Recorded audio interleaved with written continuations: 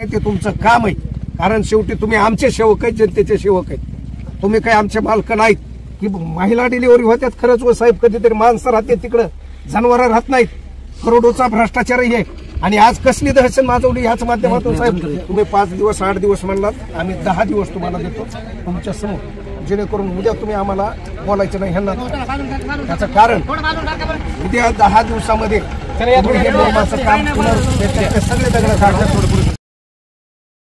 आज शिरसाळ येथील डॉक्टर बाबासाहेब आंबेडकर चौक या ठिकाणी राष्ट्रवादी काँग्रेस शरद पवार गटाचं या ठिकाणी चक्काजाम आंदोलन करण्यात येणार होतं, परंतु पोलीस प्रशासन आणि सार्वजनिक बांधकाम विभाग यांच्या माध्यमातून जी चर्चा झाली त्या चर्चेच्या अनुषंगाने या ठिकाणचा जो रस्ता रोको आंदोलन आहे त्यात काही दिवसापुरता स्थगित करण्यात आलेलं. एकंदरीत काय त्यांना सांगण्यात आलेलं आहे, त्यांना नेमकं काय तोडगा काढण्यात आलेला, एकंदरीत संबंधित गुत्तेदार असतील किंवा संबंधित प्रशासनाचे जे कोणी अधिकारी असतील त्यांच्यावर काही कारवाई केली जाणार आहे का, याबाबत काही त्यांची चर्चा झाली का, हे सर्व आपण जाणून घेणार. आपल्यासोबत आंदोलनकर्ते आहेत, देवराव लुगडे महाराज सुद्धा आहेत. काय एकंदरीत तुमची चर्चा झाली, त्या चर्चेतून आज तुम्ही रस्ता रोको स्थगित केले?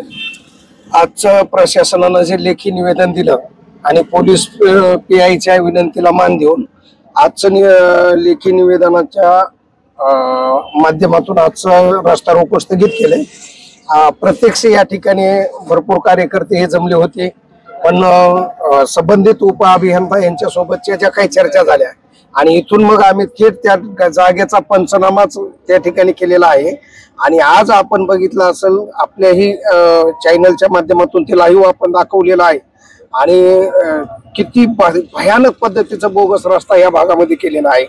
नक्कीच आजचं आंदोलन जरी स्थगित केलेलं असलं तरी प्रशासनानं आपल्याला 7 दिवसाचा वेळ त्यामध्ये दिलाय, तर अजून 3 दिवस आपण वाढवून त्यांना दिलेले आहेत. 10 दिवसामध्ये हे काय करते तोपर्यंत आपण बाकीच्या ज्या काही गोष्टी आमच्या राहिल्या होत्या त्यामध्ये वेगवेगळे काही जे खराब रस्ते आहेत अजून त्याच्याही काही गोष्टी राहिल्या होत्या. आणि मागच्या 8 दिवसापासून मी या भागातल्या अनेक गावामध्ये बैठका घेतल्या, हजारो लोकांना आम्ही त्या ठिकाणी भेटलो. तर एकंदरीत हे लक्षात आलंय की या भागामध्ये आज पवनेरला रात्री आम्ही होतो, पवनेर मधल्या लोकांचं म्हणणं आलं की महाराज आमचे 2-5 वर्षे आमच्या आयुष्यातले कमी व्हायलेत. एवढ्या भयानक पद्धतीचा मणक्याचा त्रास, कमरेचा त्रास ह्या रस्त्याच्या माध्यमातून व्हायलाय. आम्हाला पवनेर डिग्रस रस्त्याचं जर बघितलं तर रस्ते डिलिव्हरी व्हायची परिस्थिती, अशा पद्धतीचं या ठिकाणी बोगस म्हणजे कळस गाठलेला आहे. महाराष्ट्रातल्या सर्वाधिक बोगस काम कुठं असतील तर हे शिरसाळ भागात आहेत. म्हणून येणाऱ्या 10 दिवसानंतर पुढील दिशा ही खूप आक्रमक असेल. या 10 दिवसामध्ये कायदेशीर प्रक्रिया आम्ही मुख्यमंत्र्यापर्यंत, या बांधकाम विभागाचे मंत्री असतील, सचिव असतील यांच्यापर्यंत पत्रव्यवहार नक्कीच करणार आहोत. आणि पुढची रस्त्यावरची लढाई लढण्यासाठी 10 दिवसाच्या नंतर आम्ही ते निवेदनाद्वारे त्यांना आम्ही सूचित करणार आहोत. दुसरी गोष्ट आज महत्वाची जी झाली की या भागामध्ये जे लोकांमध्ये जे दहशत आहे की लोक एवढा त्रास आहे तरी लोक रस्त्यावर यायला तयार नाहीत. की गावागणेश 1-2-4 जण आणि तालुक्यातल्या 10 लोकांनी ह्या टाग्याने मिळून या भागातल्या हजारो लोकांना वेठीस धरला आहे. त्यांच्या जीवनाशी खेळ चालू आहे, जेणेकरून अनेक लोक या भागातले पवनेर शिरसाळा रोडवर अपघातात विनाकारण ह्या सार्वजनिक बांधकाम विभागाच्या हलगर्जीपणाचे बळी गेलेत. एवढे घरातले लोक अपंगत्व आले, फ्रॅक्चर झाले तरी लोक रस्त्यावर यायला तयार नाहीत. एवढी मोठी दहशत, गुंडागर्दी या मुंडे घराण्याच्या माध्यमातून या आमदार धनंजय मुंडेच्या कार्यकर्त्यांची या भागामध्ये नक्कीच आहे. हे आरोप नाही तर वस्तुस्थिती आहे. तुम्ही जर या भागात गेलात तर तेच तुम्हाला सर्रास दिसेल. एकंदरीत पाहायला गेलं तर आजचा जो रस्ता रोको होता पोलीस प्रशासनाकडून तुमच्यावर दबाव आणण्यात आला.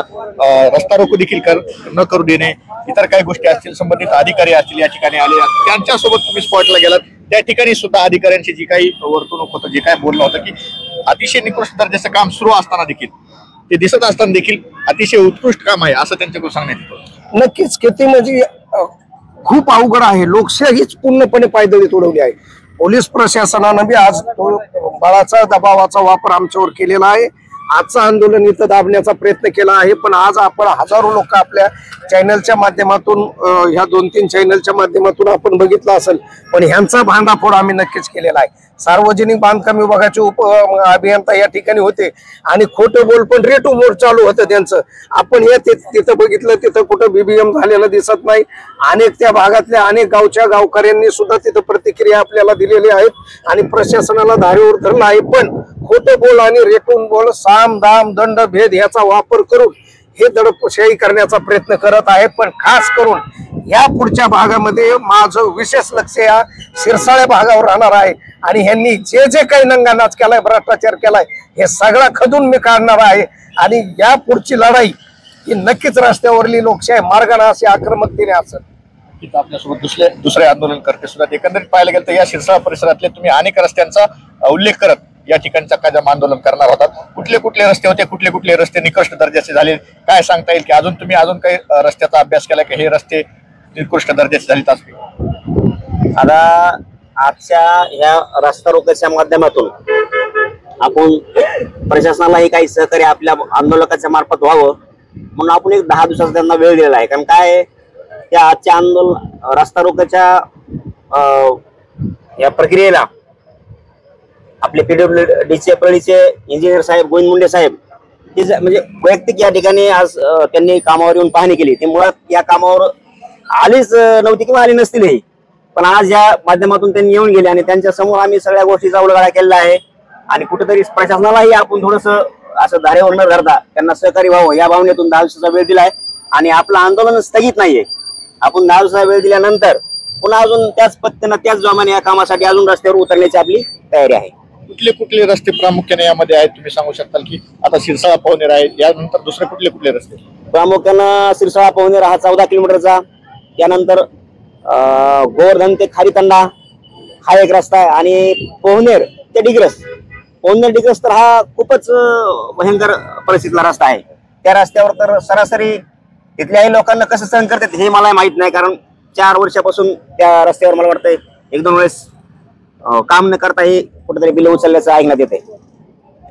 तुम्ही पाहू शकतात अतिशय आक्रमकपणे आंदोलनकर्त्यांनी या ठिकाणी भूमिका बजावली. परंतु पोलीस प्रशासन आणि संबंधित डिपार्टमेंटचे अधिकारी यांच्यामध्ये चर्चा झाल्यानंतर त्यांना प्रशासनाला एक 10 दिवसाचा वेळ देऊन हे आंदोलन कुठेतरी स्थगित करण्यात आले. 10 दिवसानंतर पुन्हा एकदा रस्ता रोको आंदोलन जर काम व्यवस्थित नाही करण्यात आलं किंवा संबंधित गुत्तेदारावर कारवाई जर नाही झाली तर पुन्हा एकदा त्याच पद्धतीने रस्त्यावर आंदोलनकर्ते उतरणार आहेत. तुम्ही पाहायला गेलं तर आपण माऊली न्यूज नेटवर्कच्या माध्यमातून शिरसाळ येथील डॉक्टर बाबासाहेब आंबेडकर चौक ते ईदगाह चौक या ठिकाणच्या ज्या सिमेंट रस्त्यावरची परिस्थिती आपण वारंवार दाखवली होती, त्याच माध्यमातून त्याच रस्त्याची पुन्हा एकदा डबल काम केलं जाईल.